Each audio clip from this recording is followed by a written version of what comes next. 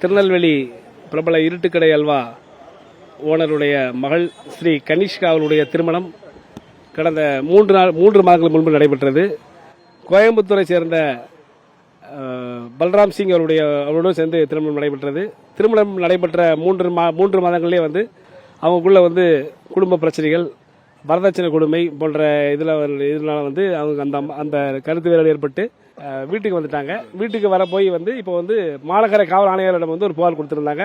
புகாரில் என்னன்னு பார்த்தீங்கன்னா, என்னுடைய கணவர் எனக்கு வீட்டுக்கடையை எழுதி தரணும், எனக்கு டவுரி, எனக்கு வீட்டுக்கடை அல்வா தரணும், எனக்கு தொடர்ச்சியாக மிரட்டல் கொடுத்துட்டு இருக்காங்க.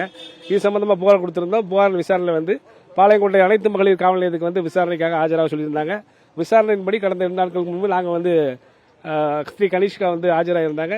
விசாரிச்சு எங்களுக்கு மறு விசாரணை, கோயம்புத்தூர்ல இந்த மாப்பிள்ளை வரணும்னு சொல்லி அந்த மாப்பிள்ளைக்காக இந்த பல்ராம் சிங் அழைப்பாணை கொடுத்திருந்தாங்க. நேரடியாக அழைப்பாணை கொடுத்து வருகின்ற திங்கட்கிழமை காலை 11 மணிக்கு வந்துடும் சொன்னாங்க. பட் இப்போ வரைக்கும் அவங்க வரல. ஸோ வழக்கறிஞர் நாங்கள் காத்துக்கிட்டு இருக்கோம்.